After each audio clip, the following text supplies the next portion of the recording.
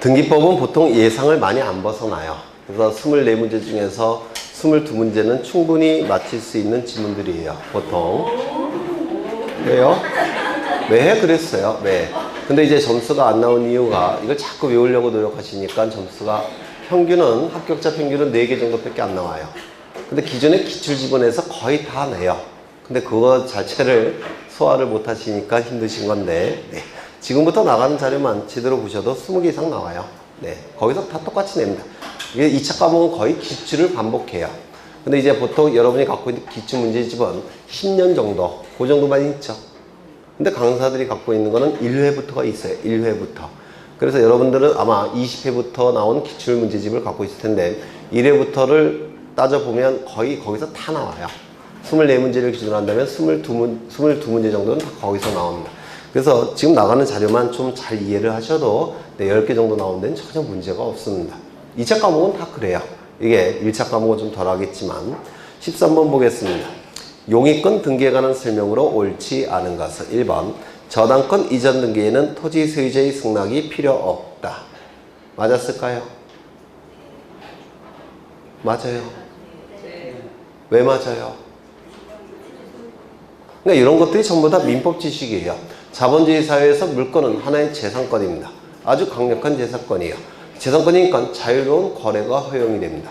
자유로운 거래가 허용되니까 당연히 저당권 이전 등기 당연히 가능한 겁니다. 그러면 설정자가 반대할 때 이걸 무시하고 할 수 있냐? 당연히 돼요. 당연히 되는 겁니다. 저당권의 자유로운 양도가 가능하니까 저당권의 이전 등기도 당연히 가능합니다. 설정자가 반대해도 된다는 겁니다. 이거는 저당권만 그런 게 아니라 지상권도 마찬가지예요. 그렇죠?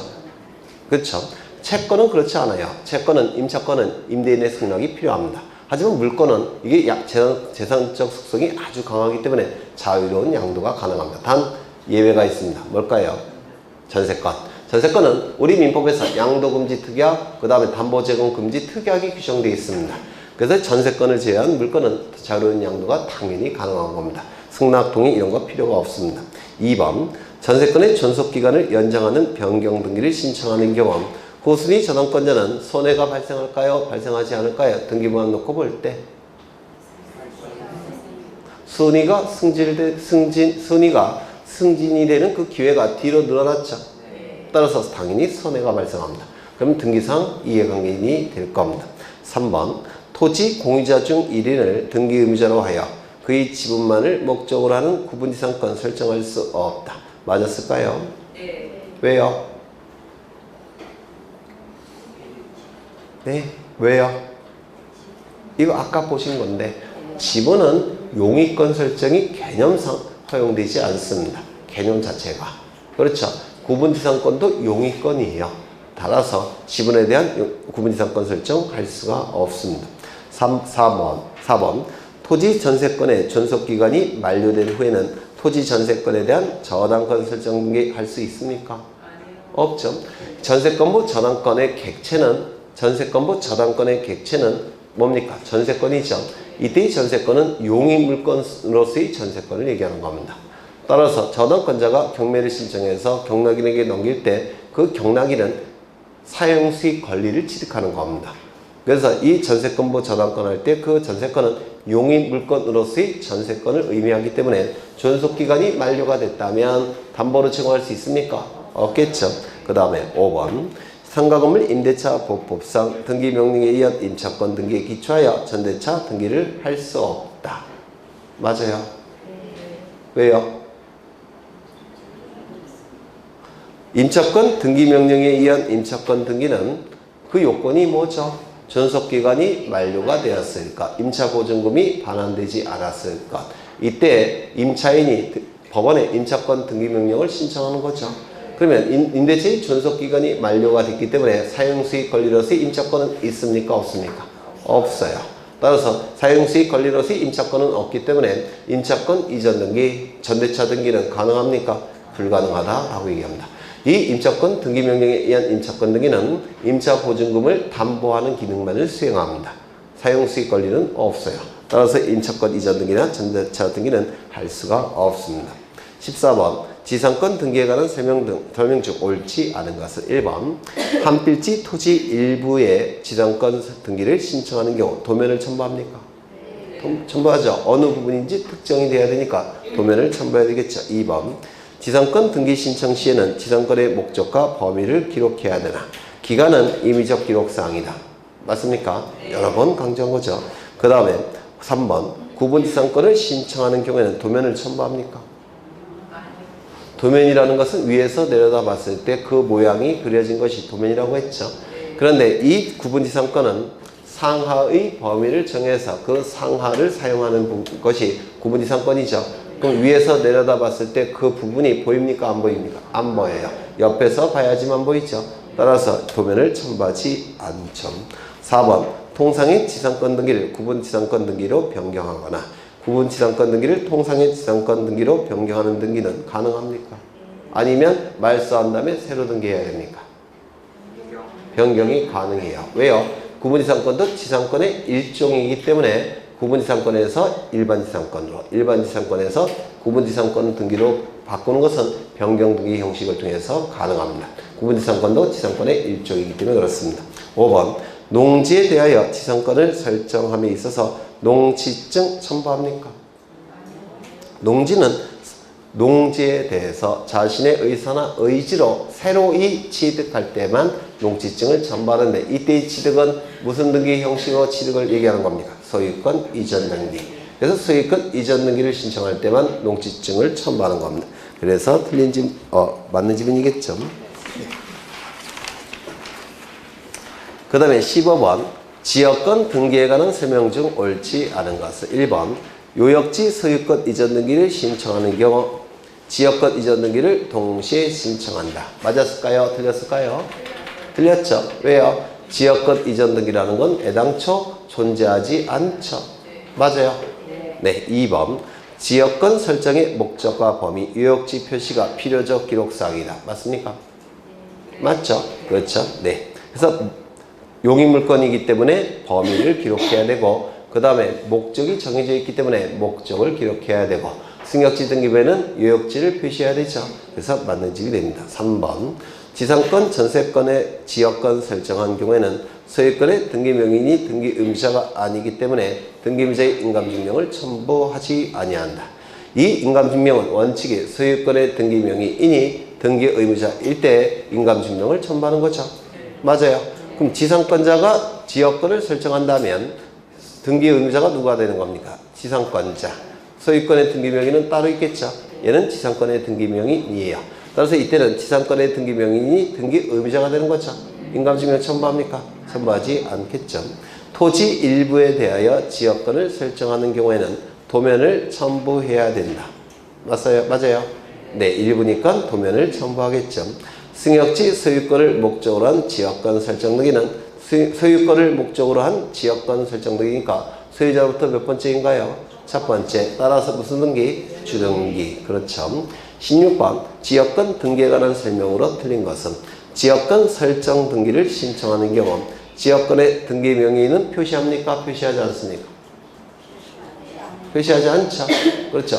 왜냐하면 지역권의 등기 명의를 표시하게 되면 지역권이 다른 자에게 넘어갈 때 지역권 이전 등기를 해야 돼요. 근데 지역권 이전 등기는 할 수가 없으니까 등기 명의를 애당초 표시하지 않는다고 했죠. 그 다음에 3번 2번 공유 지분에 대하여 용익권 설정할 수 있습니까? 없죠. 3번 지역권 설정 등기는 승역지 소유자를 등기의무자, 유역지 소유자를 등기권리자로 하여 공동으로 신청함이 원칙이다. 맞겠죠? 4번 지역권 설정 등기 시 유역지 지역권의 등기사항은 등기관이 직권으로 기록해야 된다. 승역지 지역권은 공동 신청이고 유역지 지역권은 직권이죠. 5번 승역지 전세권자는 토지 위에 지역권을 설정할 수 있는 등기의무자가 될 수 있습니까? 있죠. 그럼 이때는 무슨 등기합니까? 부기 등기. 여러 번 강조한 거죠. 네. 그래서 이런 지문도 사실은 굉장히 어려운 지문이에요. 이 지문도. 네. 그러면 정답은 5번이 되겠죠. 17번 전세권 등기에 관한 설명으로 틀린 것은 1번 부동산이 5개 이상일 때는 등기관은 공동 전세 목록을 작성한다. 맞아요. 네, 맞죠? 그래서 이 전세권은 담보물권적 속성이 있기 때문에 저당권처럼 공동 전세 목록을 작성합니다. 그럼 이 공동 전세 목록은 누가 작성하죠? 등기관이. 몇 개 이상일 때? 5개 이상일 때. 그렇죠. 그 다음에 2번. 공유 부동산의 전세권을 설정할 경우 그 등기 기록에 기록된 공유자 전원이 등기 의무자이다. 맞아요. 그렇죠. 이 공유 지분은 용의권 설정이 허용되지 않죠. 그런데 이 공유자 전원이 전세 용의권을 설정한다면 이거는 지분이 아니라 뭐가 되는 겁니까? 토지 자체가 돼버리죠. 따라서 이 공유자 전원이 등기 의무자로서 등기 신청할 때는 전원이 신청한다는 거니까 이거는 가능하게 될 겁니다. 그 다음에 2번, 3번 등기 원인의 위약금 약정이 있는 경우 등기관은 전세권 설정 등기를 할 때 이를 기록한다. 맞습니까? 위약금 약정 등기는 언제나 무슨 등기? 부기 등기. 그렇죠. 4번 전세권이 소멸되기 전에 전세금 반환 채권의 일부 양도에 따른 전세권 일부 이전 등기를 신청할 수 있다. 어디가 틀렸습니까? 소멸하기 전에. 그렇죠. 소멸하기 전에는 안 된다고 했죠. 용의물권성이 소멸된 다음에만 양도할 수 있고 이전 등기할 수 있다고 했죠. 기억나셔요? 네. 그러면 그 다음에 4번, 5번 전세금 반환 채권의 일부 양도를 원인으로 한 전세권 일부 이전 등기를 할 때는 지분이 결정돼야 되니까 당연히 뭐를 기록해야 됩니까? 양도액을. 이 양도액에 따라서 지분이 결정이 될 겁니다. 15번, 18번 전세권 등기에 관한 설명 중 옳지 않은 것은 1번 전세권은 배타적 물건이므로 한 필지 토지 혹은 한 동의 건물 위에 동일한 범위의 두 개의 전세권이 중복적으로 성립할 수 있습니까? 없겠죠. 양립할 수 없죠. 2번 전세권 전 전세금이 지금은 전세권의 요소이다.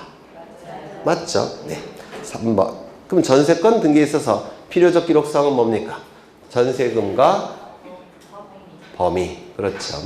3번 부동산 일부의 전세권 설정 등기를 신청하고자 할 경우에는 전세권의 범위를 특정하고 도면을 첨부해야 된다.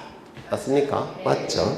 4번 전세금 감액에 따른 전세권 변경 등기를 신청하는 경우에 전세권을 목적으로 하는 저당권자는 등기상 이해관계인이 아니다. 왜 이해관계인이 되는지는 아시죠? 네. 증액이 될 때는 네? 이해관계인이 돼야 안 돼요? 안 되겠죠? 네. 이런 것들은 익숙하기 전까지는 익숙하면 뭐 자동적으로 나오겠지만 익숙하기 전 통해서 이해를 하셔야 돼요. 여기에 부동산이 있고 갑은 수요자입니다. 갑이 을에게 전세권을 설정해 줍니다. 그래서 전세권 설정 등기를 했습니다. 전세 금액은 10억이에요. 이건 주등기일까요? 부기등기일까요? 주등기겠죠. 이 을은 병으로부터 돈을 빌립니다. 얼마를 빌렸느냐면 7억을 빌립니다. 그냥 안 빌려주겠죠. 담보를 요구할 겁니다. 그러면 요 전세권을 담보로 제공할 수 있습니까? 있죠. 저당권 설정이 가능할 겁니다. 그러면 요 병은 전세권에 대한 전세권부 저당권 설정 등기를 하고 저당권을 취득하게 될 겁니다. 이는 주등기일까요? 부기등기일까요? 부기등기. 이렇게 될 겁니다. 그 다음에 피담보 채권액은 7억이 될 겁니다. 그런데 이 채권액이 변제되지 않으면 이 저당권 실행하겠죠. 저당권을 실행한다는 얘기는 경매 절차로 넘긴다는 뜻이에요. 매각 절차로 넘긴다는 뜻입니다. 그러면 여기 매수인이 나올 테고 요게 10억짜리 전세권이니까 10억 근처에서 매각 대금이 결정되겠죠. 예를 들어서 한 9억. 맞아요. 이 9억으로부터 이제 피담보 채권을 변제를 받을 겁니다. 이때 요 A는 이제 전세권을 취득하겠죠. 전세권자로서 사용수익하는 겁니다. 그래서 이 A가 취득하는 것은 사용수익 권리로서의 전세권을 취득하기 때문에 이 전세권에 대해서 담보로 제공하기 위해서는 이 전세권이 뭐야 됩니까? 살아있어야 돼요. 즉 용의물건으로서의 전세권이 살아있어야 된다.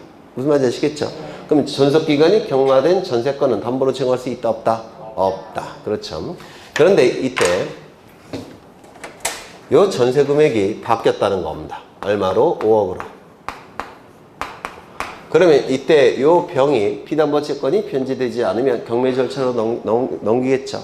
그러면 경락대금은 이 9억이 아니라 5억 언저리에서 나오겠죠. 4억 정도. 그러면 이거 변제받을 수 있습니까? 전액을? 없죠. 따라서 감액이 될 때는 요 병은 등기상 이해관계인이에요. 당연히 손해가 발생하니까. 그렇죠. 그런데 만약에 증액이 된다면 얼마로 할까요? 어차피 제 것도 아니니까 15억. 그러면 이 경락대금도 15억 근처에서 나오겠죠. 이익이 발생합니까? 불이익이 발생합니까? 이익이 발생하죠. 따라서 등기상 이해관계인이 돼야 안 돼요? 안 된다. 이렇게 얘기를 할 겁니다. 그래서 그때마다 따져보셔야 돼요. 그러면 지문을 다시 보시면 4번이죠. 4번 맞나? 네. 전세금 감액에 따른 전세권 변경 등기를 신청하는 경우에 전세권을 목적으로 하는 저당권자는 등기상 이해관계인이 아니다. 등기상 이해관계인이 돼야 되겠죠. 손해가 발생할 가능성이 올라가니까. 5번 선순위 전세권의 전세금을 감액에 있어서 후순위 근저당권자는 등기상 이해관계인입니까? 아닙니까? 네? 선순위 전세권자의 전세금이 감액이 되면 후순위 근저당권자는 변제를 받을 가능성이 더 높아지죠. 따라서 손해가 발생한 자가 아니라 이익이 발생한 자죠. 따라서 등기상 이해관계인에 해당되지를 않습니다. 그래서 이 등기상 이해관계인은 작년에 출제가 됐는데요. 우리 중개사 시험은 특이하게 작년에 출제되면 그 다음에는 안 나와야 되는데 중개사 시험은 또 나오는 경향이 있어요. 특이하게 수능과 달리. 그래서 이 등기상 이해관계인은 좀 꼼꼼히 보셔야 될 겁니다. 그 다음에 답이 뭐냐고요? 4번. 그렇죠. 19번 저당권 등기에 관한 설명으로 옳은 것은 1번 토지 소유권의 공유 지분에 대하여 저당권을 설정할 수 없으나 맞아요. 공유 지분에 대해서는 저당권 설정할 수 있죠. 하나의 불량적 소유권의 일부로서 완전한 형태의 소유권이라고 했죠. 그 다음에 부동산 일부에 대해서는 저당권을 설정할 수 있다. 있습니까? 없다겠죠. 네. 2번 저당권 이전 등기를 신청하는 경우 수반성으로 인해 저당권이 채권과 같이 이전한다는 뜻을 신청 정보의 내용으로 등기소에 제공할 필요는 없다. 있다고 했죠. 네. 수반성이 인정이 되지만 우리 등기법에서는 명문으로 저당권은 피담보 채권과 같이 이전한다는 것을 신청 정보에 기록한다라고 명문으로 되어 있습니다. 그래서 이것 좀 꼭 기억해 달라고 했죠. 그 다음에 3번 저당권을 목적으로 지상권을 목적으로 하는 저당권 설정 등기는 소유자를 기준으로 몇 번째일까요? 두 번째. 따라서 무슨 등기? 부기 등기. 선순위 저당권을 말소하는 경우 후순위 관리자는 등기상 이해관계인입니까? 순위가 승진이 되니까 이익이 발생하죠. 등기상 이해관계인이 될 수가 없을 겁니다. 그 다음에 5번 저당권을 설정하는 경우 채권자, 채무자 및 제3자 사이에 합의가 있었고 제3자에게 그 채권이 실질적으로 기속되었다고 볼 수 있는 특별한 사정이 있다면 제3자 명의 저당권 등기도 유효하다. 맞습니까? 맞죠? 그러면 이 특별한 사정은 뭐가 있다고 했죠? 세 가지. 기억나셔요? 얼핏 나시는데 명확하게 떠오르진 않죠? 네. 네. 여기 이러한 부동산이 있고 소유자는 누구냐면 갑입니다. 갑이 을로부터 돈을 빌려요. 10억 원을. 그러면 요 을은 10억의 채권이 발생했죠. 10억의 채권이 발생할 겁니다. 담보를 요구할 텐데 담보를 누구에게 제공함이 원칙입니다. 갑이 을에게 제공해서 저당권 설정 등기를 함이 원칙이죠. 그런데 이 갑이 을에게 저당권을 설정한 것이 아니라 병에게 저당권을 설정했다는 겁니다. 그러면 저당권 설정 등기는 누구 명의로 되겠습니까? 병 명의로 되겠죠. 저당권 설정 등기는 병의 이름으로 등기가 되더라는 겁니다. 이렇게. 이건 원칙적으로 허용될 수가 없어요. 왜요? 수반성, 부종성 때문에. 제3자 명의의 저당권 등기는 원칙은 허용되지 않습니다. 다만 예외적으로 허용이 되는데 그 허용되는 요건은 두 가지예요. 첫 번째, 뭐가 있다고 했죠? 삼자 간의 합의가 있고, 삼자 간의 합의는 누구가 합의하는 겁니까? 갑, 을, 병. 삼자 간의 합의가 있고, 이게 첫 번째 요건이에요. 두 번째 요건은 뭐죠? 요 채권이 형식적으로는 을도 갖고 있지만 실질로 본다면 병도 요 채권이 있더라는 겁니다. 즉 실질적으로 기속이 되더라는 겁니다. 이게 두 번째 요건이에요. 그러면 실질적으로 기속되는 방법을 우리 판례가 명시하고 있습니다. 첫 번째, 제3자를 위한 계약. 제3자를 위한 계약을 통해서 이 병에게 채권이 발생을 했다는 겁니다. 두 번째, 채권 양도. 실질적으로 채권이, 을의 채권이 병에게 양도가 됐다는 겁니다. 형식적으로는 을이 갖고 있지만 실질로 본다면 병이 갖고 있다는 겁니다. 채권 양도를 통해서. 세 번째는요, 불가분 채권. 을과 병이 채권을 가지고 있는데 이 채권이 쪼갤 수 없는 채권이다라는 겁니다. 그런 게 뭐가 있을까요? 불가분 채권. 괜히 얘기했다는 생각이 듭니다. 아파트에 대해서 매수인이 매매계약을 매도인과 체결하죠. 근데 매수인이 2명이라는 거예요. 2명. 그러면 소유권 이전 등기 청구권은 쪼갤 수 있습니까? 없어요. 그렇죠. 공유지분 형태로 존재하는 건데 공유지분은 쪼개는 게 아니에요. 이걸 불가분 채권이라고 부릅니다. 매수인 2명이 가지고 있는 소유권 이전 등기 청구권, 이런 것들은 불가분 채권이에요. 그러면 매도인은 대금 채권을 갖고 있죠. 대금 채권은 쪼갤 수 있습니까? 대금이 10억이라고 한다면 5억, 5억 이렇게 쪼갤 수 있죠. 네, 그게 분할 채권이라고 불러요. 그래서 매수인이 갖고 있는 소유권 이전 등기 청구권은 불가분 채권, 매도인이 갖고 있는 대금 채권은 분할 채권, 이렇게 얘기를 합니다. 그래서 이 불가분, 쪼갤 수 없는 채권이라는 뜻이에요. 그래서 쪼갤 수 없는 채권이 실질로 본다면 병에게도 있다는 겁니다. 그래서 이때는 실질로 본다면 병이 채권이 있기 때문에 제3자 명의로 저당권 등기를 할 수가 있다는 겁니다. 형식적으로 본다면 을이 채권자지만 실질로 본다면 병도 채권자이더라는 겁니다. 세 가지 방법을 통해서. 네, 이때는 제3자 명의 등기가 예외적으로 가능해요. 예외적으로. 그러면 이 지문은 맞았을까요? 틀렸을까요? 맞는 질이 됩니다. 20번. 다음은 20번 맞나? 네, 20번. 다음은 근저당권 등기에 관한 설명이다. 옳지 않은 것은 1번. 근저당권의 목적이 될 수 있는 것은 소유권, 지상권, 전세권에 한한다. 맞아요? 맞죠? 그래서 근저당권의 종류는 세 가지예요. 소유권을 담보로 제공하게 되면 소유권부 근저당권. 주등기일까요? 부기등기일까요? 주등기. 전세권을 담보로 제공하면 전세권부 근저당권. 주등기입니까? 부기등기입니까? 부기등기. 그 다음에 지상권을 담보로 제공하면 지상권부 근저당권. 주등기예요? 부기등기예요? 부기등기. 임차권을 담보로 제공하면 임차권부 근저당권. 돼요? 안 돼요? 안 되죠.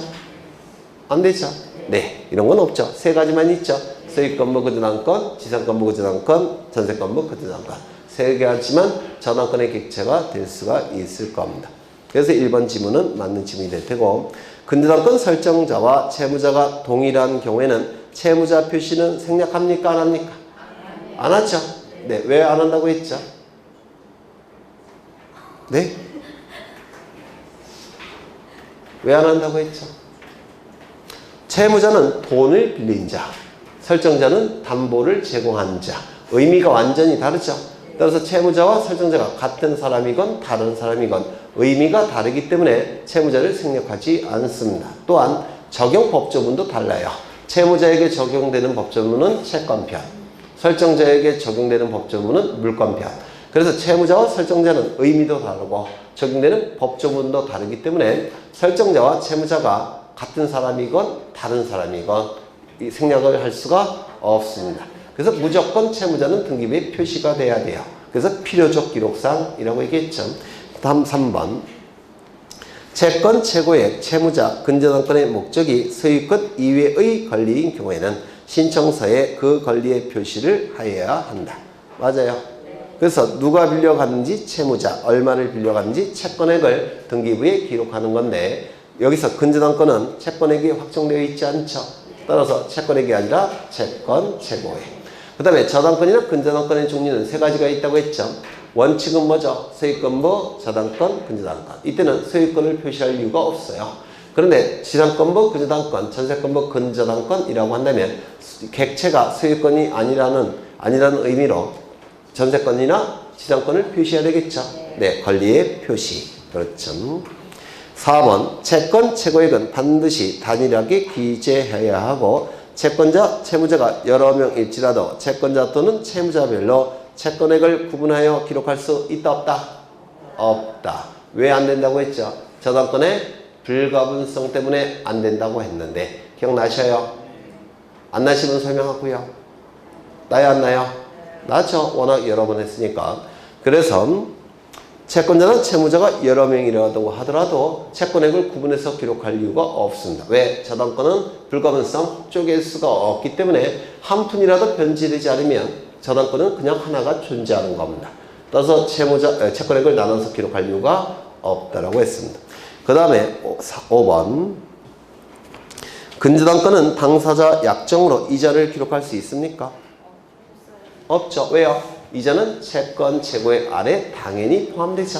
따라서 근저당권의 경우에는 이자를 기록할 이유가 없습니다. 일반 저당권의 경우에는 이자를 기록할 수 있습니까? 네. 있죠. 임의적 기록사항으로 기록할 수 있죠. 네. 돈의 의미가 있으면 임의적 기록사항이니까. 21번 근저당권 또는 저당권 등기에 관한 설명이다. 옳지 않은 것은 1번 저당권부 채권에 대한 질권은 등기할 수 있습니까? 무슨 등기하죠? 부기 등기. 기억나셔요? 저당권부 채권 질권은 부기 등기한다고 했죠. 2번 저당권 설정 등기에 말소 등기를 함에 있어서 저당권 설정 후 소유권이 제3자에게 이전된 경우에 피담보 채권이 변제로 소멸된 경우에는 저당권 설정자 또는 제3취득자가 저당권자와 공동으로 말소 등기를 신청할 수 있다. 맞았어요? 틀렸어요? 맞죠? 그런데 변제로 소멸되는 게 아니라 원인 무효로 소멸할 때는 등기 권리자는 누구만 된다고 했죠? 네? 옛날 소유자, 지금 소유자. 알고는 계신데 명확하게 암기는 안 했죠? 네. 그놈의 민계공 때문에.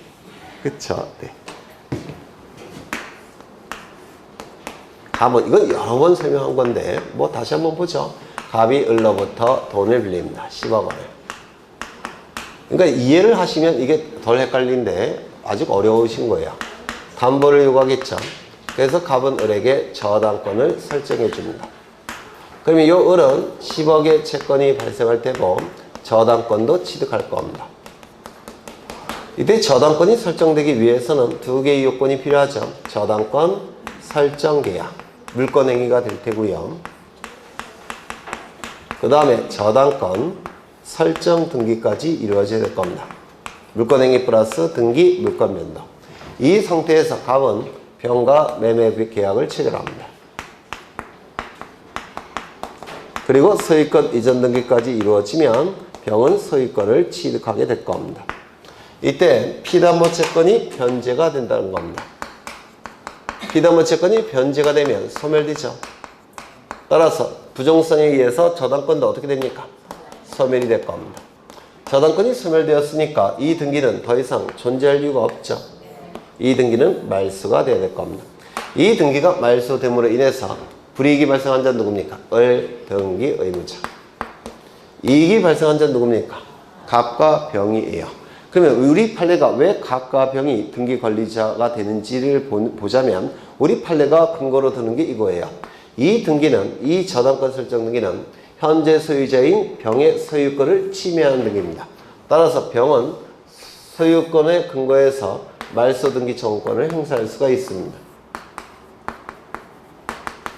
을명의 저당권 설정 등기는 병의 소유권을 침해하는 등기이기 때문에 소유권에 근거해서 말소 등기 청구권을 행사할 수가 있고, 이 말소 등기 청구권을 근거로 해서 현재 소유자 병은 말소 등기의 등기 관리자의 지위를 우리 판례가 인정을 해줍니다. 그 다음에 종전 소유자도 말소 등기 청구권을 행사할 수 있죠. 이 말소 등기 청구권은 소유권에 근거한 말소 등기 청구권은 아니에요. 뭐에 근거한 말소 등기 청구권입니까? 그렇죠. 설정 계약에 근거한 말소 등기 청구권이라고 했죠. 이 설정 계약에 근거한 말소 등기 청구권을 근거로 우리 판례는 종전 소유자도 등기 관리자의 지위를 인정해 준다라고 했습니다. 그렇죠. 계약서에는 분명히 써 있을 거예요. 피담보 채무가 채권이 변제가 되면 그 즉시 말소한다라는 문구가 계약서에 써 있을 테니까 이걸 근거로 해서 말소 등기 청구권을 행사할 수 있다라고 봐요. 이 등기 청구권을 근거로 해서 우리 판례는 가백에도 등기 관리자의 지위를 인정해 줍니다. 두 번째, 설정 계약이 무효 취소 해제가 되는 경우도 있죠. 즉 무효 취소 해제를 통해서 설정 계약이 원인 무효가 되는 경우가 있습니다. 등기 원인이 무효가 됐다는 겁니다. 무효 취소 해제를 통해서. 그러면 두 가지 요건이 존재해야지만 을에게 저당권이 발생할 텐데 하나의 요건이 실효가 됐죠. 원인 무효니까. 그러면 이 저당권은 어떻게 됩니까? 소멸됩니다. 따라서 이 등기는 어떻게 돼야 되죠? 말소돼야 될 겁니다. 이 등기가 말소됨으로 인해서 불이익이 발생한 자 누굽니까? 을, 경기, 의무자. 이익이 발생한 자가 둘이 있는지가 문제가 되는데 이 등기는 현재 소유자 요 병의 소유권을 침해하는 등기죠. 따라서 요 병은 소유권에 근거해서 말소 등기를 청구할 수가 있습니다. 그래서 이 말소 등기 청구권을 근거로 해서 우리 판례는 현재 소유자 병에게 등기 권리자의 지위를 인정해 줍니다. 그런데 이때는 요 갑은 말소 등기 청구권이 있습니까? 없습니까? 없어요. 왜요? 설정 계약이 효력을 상실했죠. 이것이 무효 취소 해제가 됐죠. 따라서 설정 계약에 근거한 말소 등기 청구권이 없습니다. 따라서 갑은 등기 관리자의 지위를 인정받아요? 못 받아요? 못 받습니다. 이거 좀 기억해 두셔야 돼요. 그래서 저당권이 설정된 후 소유권이 이전되었을 때 피담보 채권의 변제로 소멸이 될 때 저당권 설정 등기의 말소 등기의 등기 관리자는 몇 명? 2명. 설정 계약이 원인 무효로서 말소 등기가 이루어질 때는 등기 관리자는 몇 명? 1명. 이거 여러 번 한 거예요. 기억나시죠? 네. 단골로 출제된다고 생각하셔야 돼요. 또 단골로 출제되는 게 이거죠. 갑은 을로부터 돈을 빌립니다. 10억 원을 빌려요. 그냥 안 빌려주겠죠. 담보를 요구해서 저당권을 설정합니다.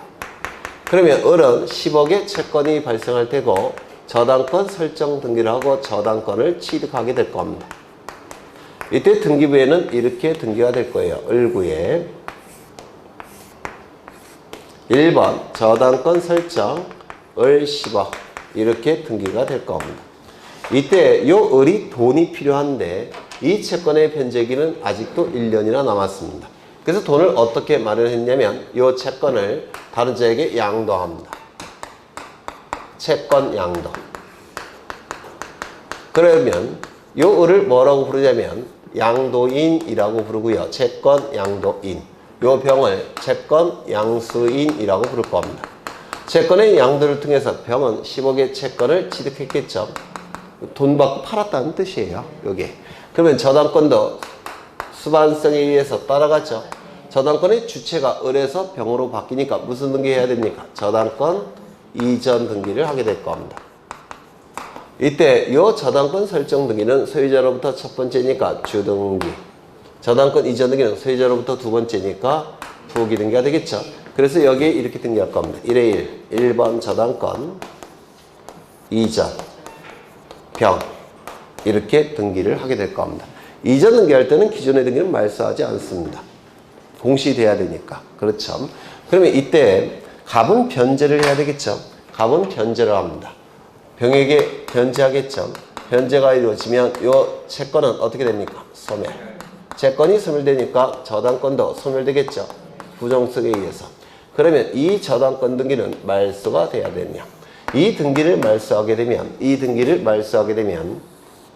요 을명의 등기가 되살아나요. 그렇죠. 따라서 이 저당권 이전 등기를 말소하게 되면 이 을명의 등기가 되살아나기 때문에 분명히 갑은 병에게 변제했음에도 불구하고 등기부상으로는 을에게 또 변제하라고 공시가 됩니다. 맞아요. 따라서 이전 등기는 말소하는 건 의미가 없다는 겁니다. 그러면 무슨 등기를 말소하느냐? 설정 등기를 말소해야 된다는 겁니다. 설정 등기가 말소가 되면 이때 부기 등기로 구성된 이전 등기는 존재할 수가 없으니까 등기관이 어떻게 될까요? 직권으로 말소할 수가 있습니다. 그래서 이전 등기를 말소하는 게 아니라 설정 등기를 말소 신청하라는 겁니다. 그럼 이 설정 등기가 말소됨으로 인해서 이익이 발생한 자는 누굽니까? 각 등기 관리자. 불이익이 발생한 자는 누굽니까? 을이 아니죠. 여기서 을도 불이익이 발생해요. 그리고 병도 불이익이 발생합니다. 왜냐면 이게 말소가 되면 을도 당연히 등기부상 형식적으로 봤을 때 불이익이 발생하죠. 그 다음에 이게 말소가 되면 이것도 직권으로 등기관이 말소해버리니까 이 병에게도 불이익이 발생해요. 그런데 이때 이 양도인 을은 10억의 채권과 저당권을 전부 다 병에게 넘기고 법률 관계에서 빠져나간 겁니다. 그래서 우리 판례는 을이 말소등기의 등기의무자가 아니라 병이 말소등기의 등기의무자라고 판시합니다. 병이라는 거. 그러면 이때 이렇게 공동으로 이렇게 말소등기를 신청합니다. 말소등기 신청을 통해서 이 등기가 말소가 되는 거예요. 되셨죠? 그러면 이때 설정 등기를 말소 신청하는 것이지 이전 등기를 말소 신청하는 게 아니라는 겁니다. 그리고 이 설정 등기의 말소 등기 의무자는 양도인이 아니라 양수인이라는 겁니다. 그러면 이때 우리 민법에서는 이렇게 출제합니다. 저당권 설정자는 말소 등기를 청구해야 되는데 말소 등기 청구권의 상대방은 양도인입니까? 양수인입니까? 양수인. 이게 아니라 양수인이라는 민법에서는 이렇게 출제가 돼요. 우리 등기법에서는 저당권 설정 등기 말소 등기 의무자는 양도인이 아니라 양수인이라는 거. 그렇죠? 그러면 이때 이 병은 등기 의무자로서 등기필 정보를 등기소에 제공해야 되겠죠. 이때 이 병이 가지고 있는 등기필 정보는 이전 등기필 정보일까요? 설정 등기필 정보일까요? 저당권 이전 등기필 정보를 이 병이 가지고 있습니다. 병은 이전 등기필 정보를 등기 의무자로서 제출하는 겁니다. 제공하는 겁니다. 이 병 설정 등기필 정보는 누가 갖고 있습니까? 을이 갖고 있죠. 그래서 을이 갖고 있는 건 저당권 설정 등기필 정보예요. 그러면 이 등기의무자 양수인 병이 등기의무자로서 등기를 신청할 때 등기소에 제공하는 등기필 정보는 이전 등기필 정보냐 설정 등기필 정보냐 문제가 조금 어렵게 출제되면 이것도 출제합니다. 이전 등기필 정보인 것이지 설정 등기필 정보가 아니라는 겁니다. 네. 그러면 지문을 보시면 저당권 설정 등기의 말소 등기를 함에 있어서 저당권 설정 후 소유권이 제3자에게 이전된 경우에 피담보 채권이 변제로 소멸한 경우에는 저당권 설정자 갑 또는 제3취득자 병이 저당권자와 을과 공동으로 말소 등기를 신청할 수 있다. 맞습니까? 맞죠? 3번 특정물의 지급이나 종류물의 일정한 수량의 지급을 목적으로 한 채권인 경우에는 근저당권을 설정할 수 있습니까? 있어요. 피담보 채권은 반드시 금전 채권일 필요가 있습니까? 없습니까? 없죠. 금전 이외의 채권도 피담보 채권이 될 수가 있죠. 다만 금전 이외의 채권일 때는 등기부에 반드시 뭘 기록해야 됩니까? 채권 평가액. 기억나셔요? 채권 가액을 반드시 기록해야 됩니다. 왜냐하면 나중에 경매 절차로 넘어갔을 때 배당을 받아야 되겠죠. 그래서 채권 평가액, 채권의 가액을 기록하지 않으면 배당을 받아갈 때 반드시 법적인 분쟁이 발생해요. 이를 막기 위해서 채권 가액을 기록을 해야 될 겁니다. 4번 외화 채권인 경우에는 외화를 표시하고 가세 표준액의 산정을 위하여 환산된 금액을 신청서와 등기부에 기록한다. 맞았습니까? 어디가 틀렸어요? 이 외화 채권은 신청서에는 표기를 합니다. 신청서에는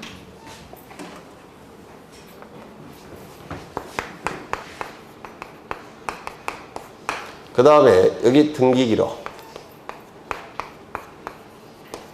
채권액이 100만 불 신청서에는 100만 불 이렇게 기록해야 돼요. 그리고 12억 이렇게 환산된 금액을 두 개 다 기록합니다. 그런데 등기기록에는 외화채권 자체만 기록합니다. 이렇게 기록해요. 이거 좀 기억해 두셔야 돼요. 그리고 그러면 신청정보에는 왜 외화채권과 환산된 금액 둘 다 기록하느냐? 세금 때문에. 세금 때문에 세금을 납부해야 되니까 세금 계산을 쉽게 하도록 하기 위해서 환산된 금액도 기록합니다. 근데 등기부에는 외화 채권 자체만 기록합니다. 이유는 환율이 시시각각 변하기 때문에 환산된 금액을 기록하는 건 의미가 없습니다. 그래서 이거 좀 기억해 두시죠. 신청서에는 외화 채권 자체와 환산된 금액 두 가지를 다 기록하지만 등기부에는 외화 채권 자체만 기록하고 환산된 금액은 기록한다 안 한다? 안 한다. 이거 좀 기억해 두십니다. 그러면 환산된 금액을 신청서와 등기부에 기록한다. 틀린 질문이겠죠? 그렇죠. 22번. 다음은 근저당권 등기에 관한 설명이다. 옳지 않은 것은 근저당권이 설정된 후 소유권이 이전된 경우에 있어서 근저당권의 원인 무효로 소멸하는 경우의 근저당권 말소 등기 등기임자는 근저당권의 등기 명의인이고 현재 소유권의 등기 명의인이 등기 권리자이다. 원인 무효일 때는 등기 권리자가 하나만 존재한다고 했죠. 누굽니까? 현재 소유권의 등기 명의. 맞아요? 네. 2번. 근저당권이 이전된 후 근저당권을 말소하는 경우에는 근저당권 이전 등기된 부기 등기를 말소하는 것이 아니라 주등기인 근저당권 설정 등기 말소 등기를 한 후 그 근저당권 이전의 부기 등기는 등기관이 어떻게 한다고요? 직권으로 말소한다. 맞는 지문이죠? 3번. 수인이 채무자가 연대 채무자의 지위에 있다 하더라도 등기 신청서 및 등기부에는 단순히 채무자로만 기재한다. 다만 맞습니까? 여기까지? 채무자가 연대 채무 관계이건 분할 채무 관계이건 저당권자 입장에서는 전혀 의미가 없다고 했죠. 맞아요. 네, 불가분성에 의해서 채권액이 일부라도 변제되지 않으면 근저당권은 하나가 살아있기 때문에 이때는 채무자에 관한 관계가 연대 채무자 관계이건 분할 채무자 관계이건 저당권자 입장에서는 전혀 의미가 없다고 했죠. 따라서 등기부에는 뭐라고 기록한다고요? 채무자라고만 기록합니다. 다만 연대 보증인은 돈을 빌린 자일까요? 아닐까요? 아니에요. 보증 쓴 사람에 불과하죠. 네. 돈을 빌린 자가 아니죠. 따라서 신청 정보에 이를 기록할 이유가 있습니까? 없습니까? 없다라고 얘기를 합니다. 돈을 빌린 자가 아니니까. 채무자만 돈을 빌린 자만 필요적 기록사항이에요. 따라서 채무자만 등기부에 기록하니까 신청 정보에도 채무자만 기록하는 겁니다. 돈 빌린 자. 연대 보증인은 돈을 빌린 자가 아니니까 등기부와 신청서에 기록할 이유가 없을 겁니다. 근저당권 채권 취급 및 채무자는 반드시 기록하고 부합물이나 종물에 근저당권의 효력이 미치지 아니한다는 약정이 있는 경우에는 등기기록에도 이를 기록한다. 맞았을까요? 맞죠? 저당권이나 근저당권의 효력은 부합물이나 종물에 당연히 효력이 미치죠. 따라서 부합물이나 종물을 설치했을 때 저당권 변경 등기를 할 필요가 있다 없다? 없습니다. 왜? 부합물이나 종물에 당연히 효력이 미치니까. 그런데 만약에 당사자가 저당권의 효력을 부합물이나 종물에 미치지 않도록 하기 위해서는 미치지 않는다는 약정을 해야 됩니다. 그 약정도 우리 민법에 의해서 가능해요. 그러면 약정사항이 등기가 됐다면 부합물이나 종물의 효력이 미치지 않을 겁니다. 그 다음에 4번, 5번. 근저당권은 설정 행위로서 양도 전대를 금지할 수 있는 전세권과 달리 자유롭게 양도할 수 있다. 그러나 근저당권 이전 등기를 하는 경우 설정자의 승낙을 받아야 한다. 아까 보신 거죠? 네. 그렇죠. 받을 필요가 없습니다. 왜? 양도가 자유로우니까. 되셨을까요? 네. 23번. 다음은 근저당권에 관한 근저당권 등기에 관한 설명이다. 옳지 않은 것은 1번. 근저당권이 이전된 후에 근저당권을 말소하는 경우에는 근저당권 이전 등기필 정보를 첨부해야 하며 근저당권 설정 등기필 정보로 이에 대신할 수 없다. 맞았을까요? 틀렸을까요? 맞죠? 금방 보신 거죠? 네. 그 다음에 2번. 피담보 채권의 확정 이전에 채무자 변경으로 인한 근저당권 변경 등기 등기 원인으로 채무 인수로 기록한다. 맞았을까요? 뭐로 기록할까요? 네? 계약, 양도.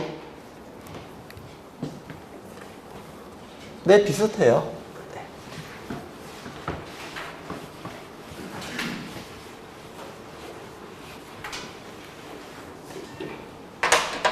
여기에 이러한 부동산이 있고 소유자가 갑입니다. 갑이 을로부터 10억 원을 빌려요. 담보를 요구하겠죠. 그래서 갑은 을에게 저당권을 설정해 줍니다. 을은 10억의 채권이 발생할 테고 저당권도 취득할 겁니다. 이때 이 저당권이 설정되기 위해서는 법률행위 플러스 등기 물권 변동이니까 물권행위로서 저당권 설정 계약이 체결돼야 되겠죠. 그리고 저당권 설정 등기까지 이루어지게 될 겁니다. 그러면 저당권이 설정이 될 거예요. 이 저당권 설정 등기를 할 때 두 가지를 반드시 기록해야 되죠. 첫 번째, 누가 돈을 빌려갔는지 채무자. 채무자 누굽니까? 갑. 얼마를 빌려갔는지 채권에. 얼마죠? 10억. 이 두 가지를 반드시 등기부에 기록이 돼야 될 겁니다. 되셨나요? 그렇죠. 그런데 채무자가 갑에서 A로 바뀌었다는 겁니다. 갑에서 A로 바뀌었다는 겁니다. 그러면 이 채무자가 바뀌는 게 뭐냐면 이 갑은 돈을 빌린 자죠. 채무자죠. 그리고 동시에 저당권을 설정한 자죠. 채무자와 설정자가 같은 사람일지라도 등기부에는 반드시 채무자를 기록해야 된다고 했죠. 기억나셔요? 그러면 이 채무자가 바뀌는 게 뭐냐면 채무를 인수시키는 겁니다. 누구에게? A에게. 채무 인수를 통해서 채무자가 바뀌어요. 이것도 민법의 내용이에요. 채무 인수를 통해서 채무자가 바뀝니다. 그렇다면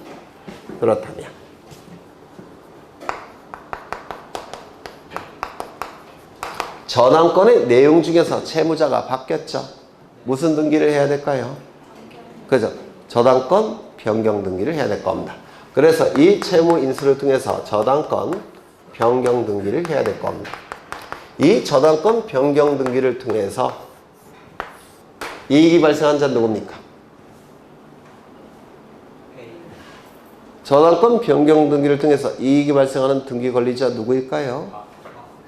A는 일단 될 수가 없어요.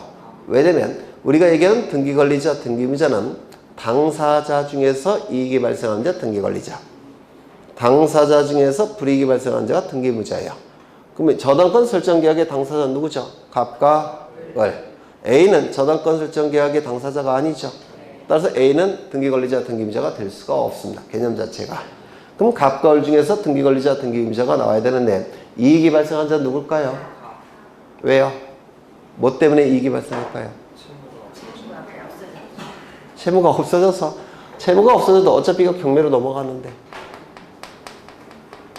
이익이 발생한 자는 을이에요. 등기 권리자. 왜냐면 예전에는 저당권 변경 등기가 이루어지기 전에는 을이 채권에 대해서 책임을 지는 재산은 갑의 재산이죠. 맞아요. 이를 책임 재산이라고 불러요. 채권을 만족시키는 재산, 책임 재산이라고 부릅니다. 그러면 이제 변경 등기가 되기 전에는 갑의 재산에 대해서 책임을 물을 수가 있었습니다. 이제는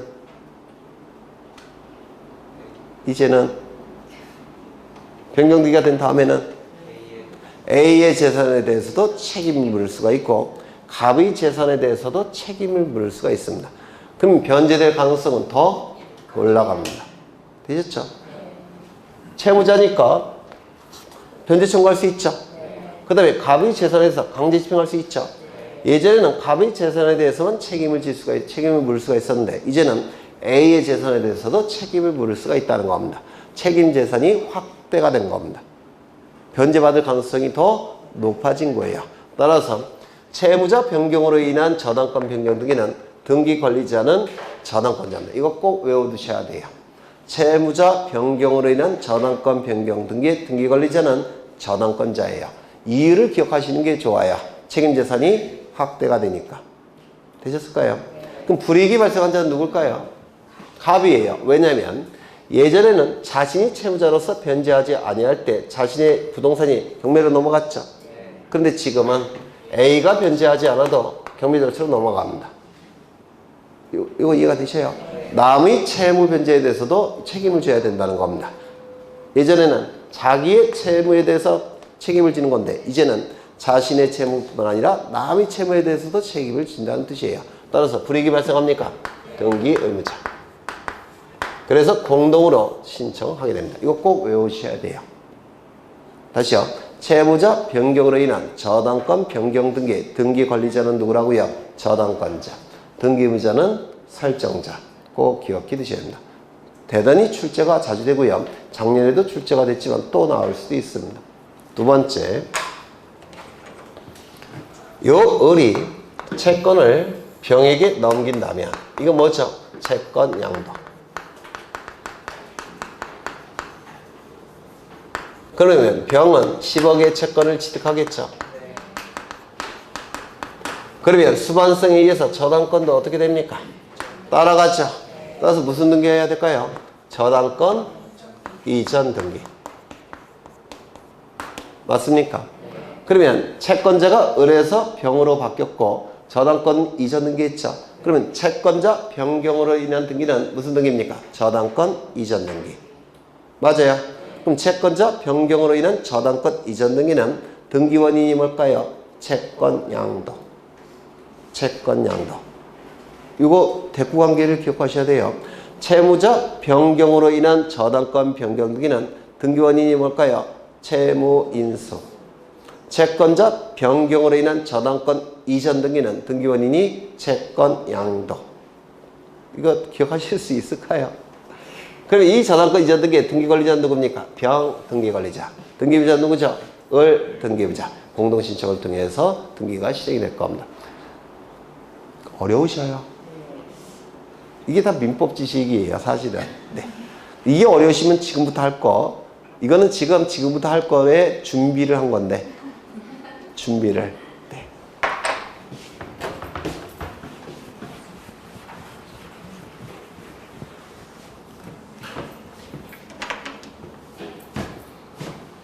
갑은 이러한 부동산을 가지고 있는데요. 이 갑과 을은 무슨 계약을 체결했냐면 이 갑은 전자제품 대리점을 해요. 그런데 이 을은 전자회사예요. 그러면 전자제품을 계속 공급하죠. 그러면 이 전자제품을 공급하면 갑은 전자제품을 소비자에게 판매를 할 겁니다.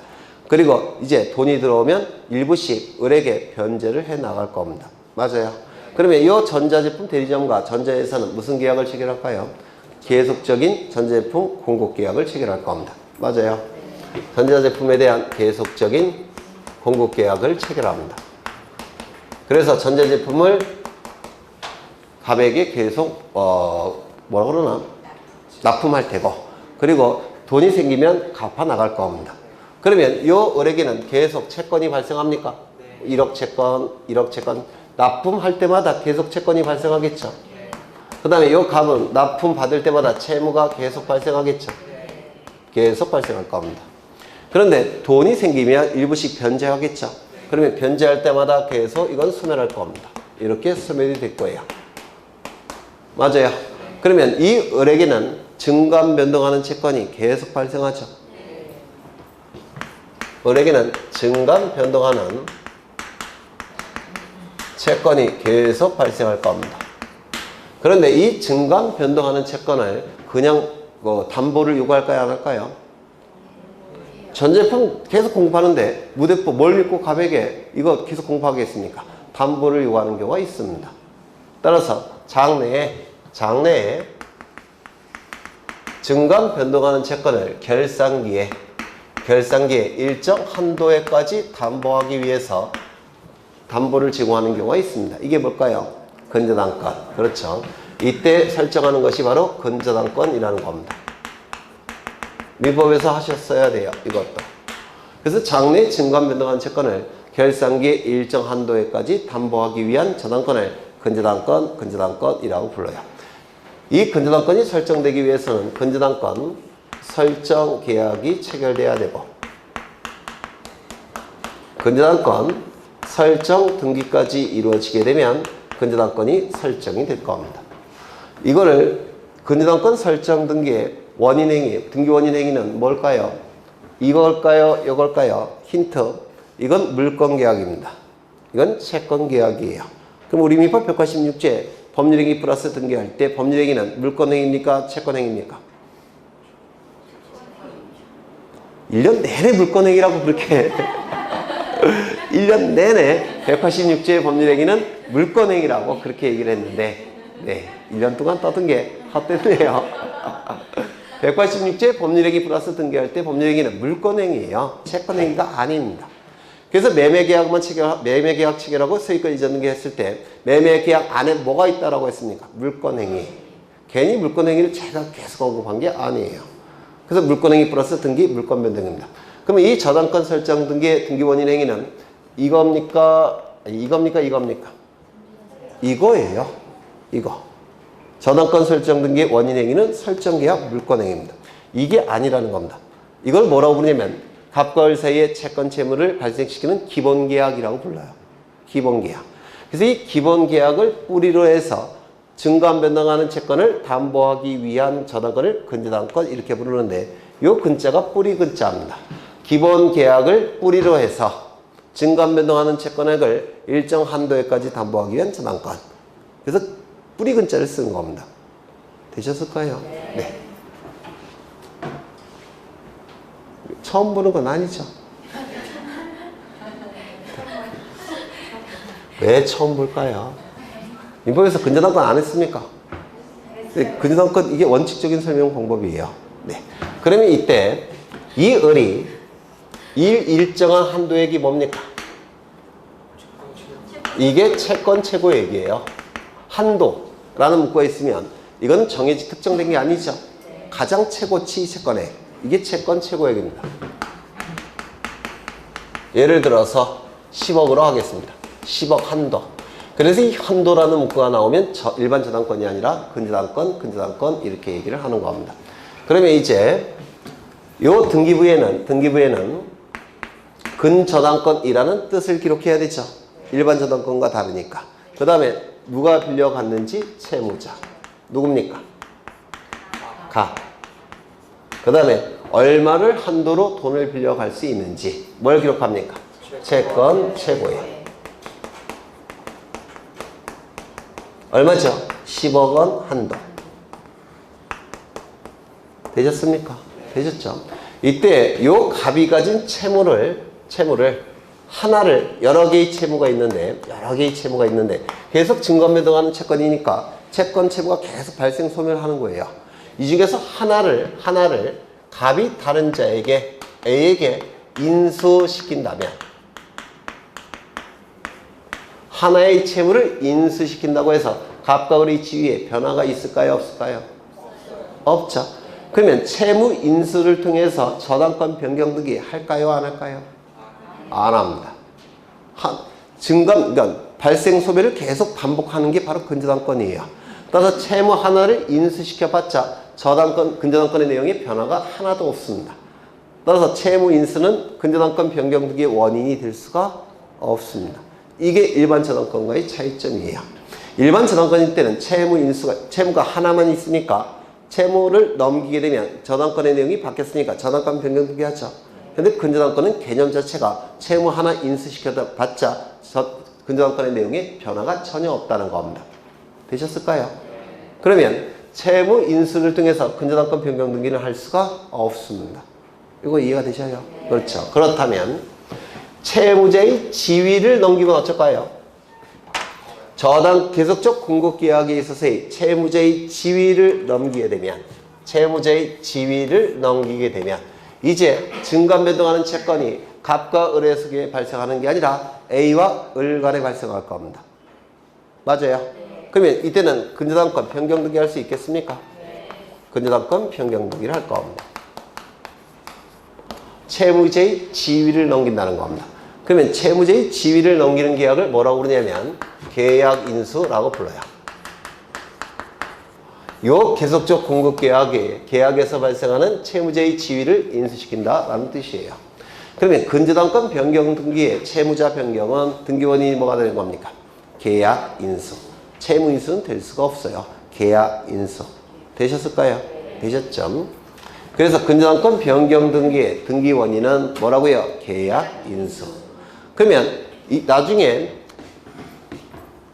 채권 최고액이 확정되는 경우가 있겠죠?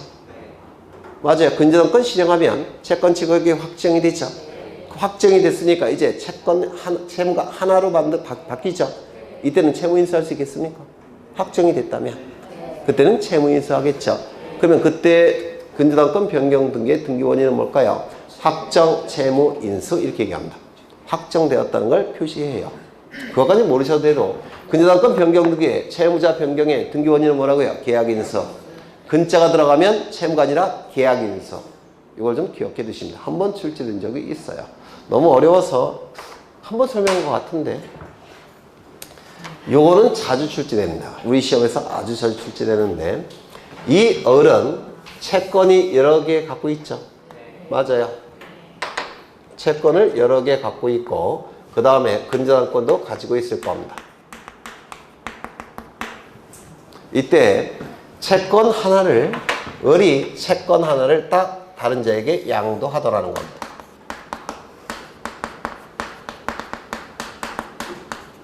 그러면 채권 여러 개의 채권 중에서 하나를 다른 자에게 양도할 때 저당권 이전 등기 할까요? 안 할까요?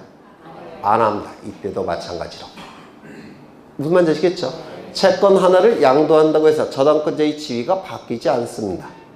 따라서 이때도 저당권 이전 등기, 근저당권 이전 등기 안 됩니다. 이거 꼭 기억하셔야 돼요. 채권을 양도했다고 해서 근저당권 이전 등기를 할 수는 없습니다. 무슨 말인지 아시겠죠? 근저당권자의 지위가 변화가 없기 때문에 그래요.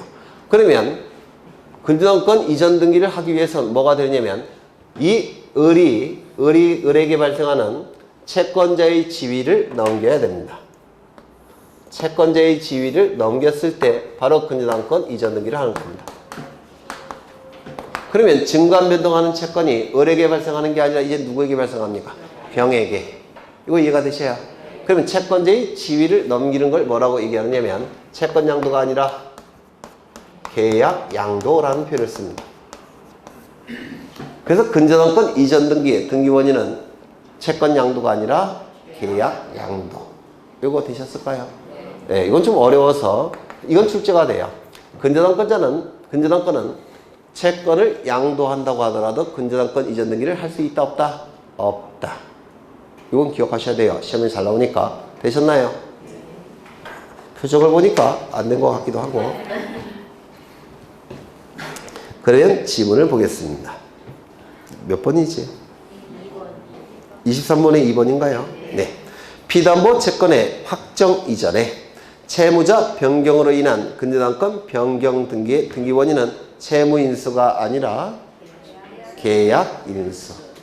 근데 만약에 지문이 피담보 채권의 확정 이후에 채무자 변경으로 인한 근저당권 변경 등기의 등기 원인은 뭐라고 할까요? 확정 채무 인수. 앞에 확정이라는 문구를 써줘야 돼요. 그 다음에 3번 채무자 변경으로 인한 근저당권 변경 등기의 등기 의무자는 누구라고요? 근저당권 설정자. 등기 관리자는 누구라고요? 근저당권자가 공동으로 신청합니다. 이건 대단히 중요합니다. 이건 나온다 생각하셔야 돼요. 그 다음에 4번 피담보 채권이 확정되기 전에 채무자 변경으로 인한 채권자 변경으로 인한 근저당권 이전 등기의 등기 원인은 채권 양도가 아니라 계약 양도. 되셨나요? 그럼 지문을 좀 바꾸죠. 피담보 채권이 확정된 이후에 채권자 변경으로 인한 근저당권 이전 등기 등기 원인은 확정 채권 양도. 되셨을까요? 그 다음에 5번 근저당권의 피담보 채권이 확정되기 이전에는 피담보 채권이 양도되었을지라도 근저당권 이전 등기를 신청할 수 있다 없다? 있다 없다? 없다. 그래서 나머지는 좀 어렵지만 1번 지문 그 다음에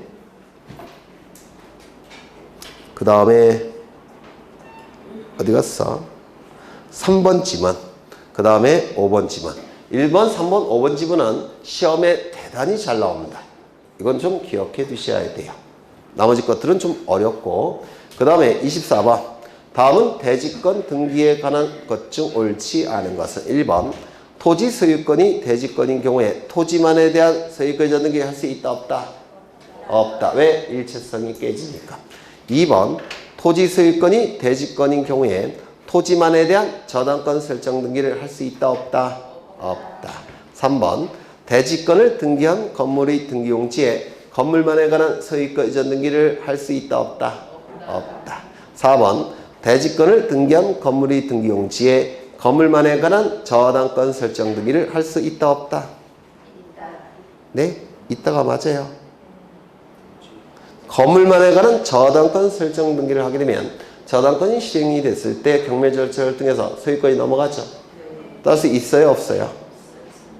있어요? 없어요. 네. 아니 이것도 해야 될 것 같은데 5번 토지 소유권이 대지권인 경우에 토지 등기부의 지상권, 지역권, 전세권, 임차권 설정 등기는 할 수 있다. 맞습니까? 네, 이건 가능하죠. 이것 좀 보겠습니다. 마지막 문제가 아니네. 오늘 문제는 만만치 않죠. 일부러 그렇게 냈어요.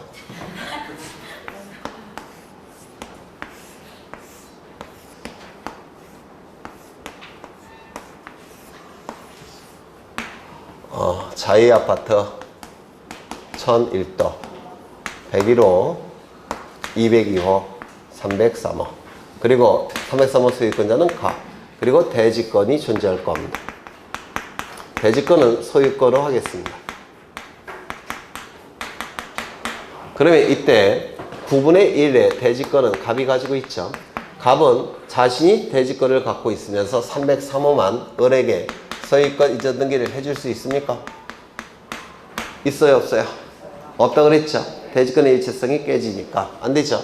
두 번째 저당권 등기 해줄 수 있습니까? 없다 그랬죠. 세 번째 소유권 이전에 가등기 해줄 수 있습니까? 없다 그랬죠. 세 번째 가압류 가처분 같은 처분 제한 등기를 해줄 수 있습니까? 없죠. 만약에 이런 등기가 이루어지게 되면 303호 소유권은 다른 자에게 소유권이 넘어가고 대지권은 갑이 갖고 있기 때문에 일체성이 깨져버리죠. 그렇죠.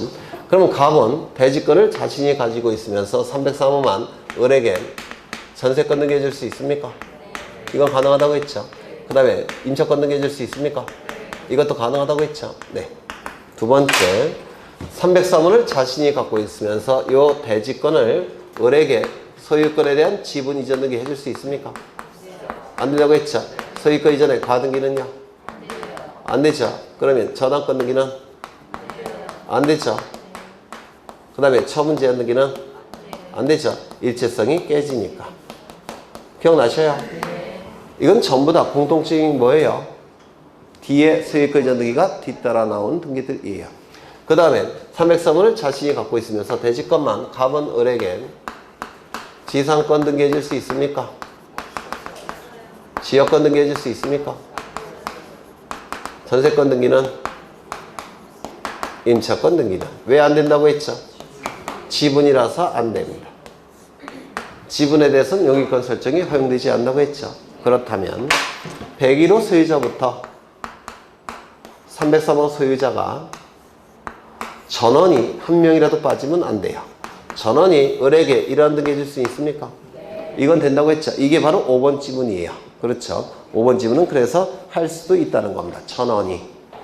되셨을까요? 그 다음에 조금 더 수준을 올리겠습니다. 조금만 더. 이 토지의 소유권은 누가 갖고 있냐면 A가 소유권자입니다. 이 토지의 소유권은 A가 갖고 있어요. A가 소유권자입니다. 그래서 이 101호 소유자부터 303호 소유자에게 무엇을 설정해 줬냐면 지상권을 설정해 줬다는 겁니다. 그러면 대지권은 뭐가 되는 겁니까? 지상권. 맞아요. 대지권이 지상권으로 존재할 수도 있죠.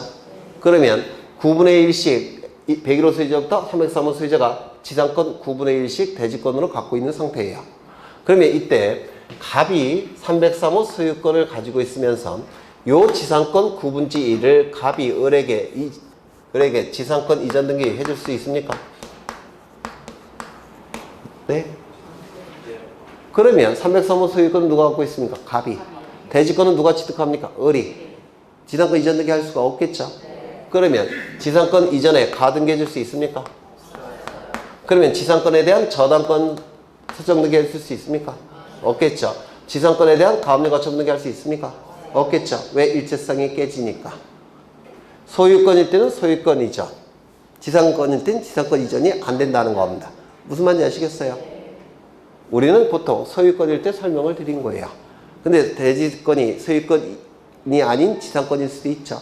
그래서 이게 만약에 지상권이라고 한다면 지상권 이전 등기 안 되고, 지상권 이전에 가압 등기 안 되고, 지상권에 대한 저당권 설정 등기 안 되고, 지상권에 대한 가압류 가처분 등기가 안 된다는 뜻이에요. 이거 이해가 되실까요? 되시죠? 그러면 이건 어떨까요? A가 소유권을 B에게 이전 등기할 수 있을까요? 대지권은 지상권일 때 소유권자가 이 한 필지 이 토지 전체에 대해서 B에게 소유권 이전 등기 해줄 수 있겠습니까? 이건 가능해요. 왜냐하면 B가 취득하는 권리는 깨끗한 소유권이 아니라 지상권에 의해서 제한을 받는 소유권을 취득하는 거죠. 따라서 101호 소유자부터 303호 소유자는 여전히 선순위자로서 지상권 갖고 있겠죠. 따라서 일체성이 깨집니까? 안 깨집니까? 안 깨져요. 이거 이해가 되실까요? 네. 아주 어렵게 출제되면 지상권이 출제될 수도 있다는 겁니다. 보통은 안 나오지만. 그러면 지문을 보시면 4번에 대지권을 등기한 건물의 등기기록에 건물만에 관한 저당권 설정 등기 할 수 없다가 돼야 되겠죠. 5번 토지 소유권이 대지권인 경우에 토지 등기부에 지상권, 지역권, 전세권, 임차권 설정 등기도 할 수 있는 경우가 있죠. 언제요? 전원이 등기의무자일 때. 전원이. 그렇죠. 그래서 넘어가겠습니다. 25번 임차권 등기에 관한 설명이다 옳지 않은 것은 1번 차임은 필요적 기록사항이라. 맞습니까? 맞죠? 차임이 존재하지 않고 임차 보증금만의 지급을 내용을 하는 임대차의 경우에는 보증금이 필요적 기록사항이다. 맞습니까? 네. 기억나시죠? 그래서 이 차임은 월세를 얘기하는데 월세일 때는 월세를 필요적으로 기록하면 되지만 월세가 없고 보증금만 있는 경우가 있죠. 그때는 보증금이 필요적 기록사항이라고 했죠. 2번 주택임대차와 상가건물 임대차의 경우 임차권의 존속기간이 만료되었음에도 불구하고 임차보증금이 반환되지 않는 경우 임차권 등기명령을 법원에 신청할 수 있다. 맞습니까? 네. 임차권 등기명령을 법원에 신청하기 위한 요건은 두 개예요. 첫 번째, 임대차 존속기간이 만료되었을 것. 두 번째, 임차보증금이 반환되지 않았을 것. 그렇죠. 3번 주택임대차와 상가건물 임대차의 경우 임차인이 임차권 등기명령을 신청하는 경우 법원의 명령에 의해서 임차권 등기가 가능합니까? 아니죠. 법원의 명령이 아니라 척탁이죠. 척탁. 4번 임차권 등기명령의 집행에 의한 임차권 등기가 격리된 주택을 그 이후에 임차인은 소액 보증금, 최우선 변제권 받을 권리가 있습니까?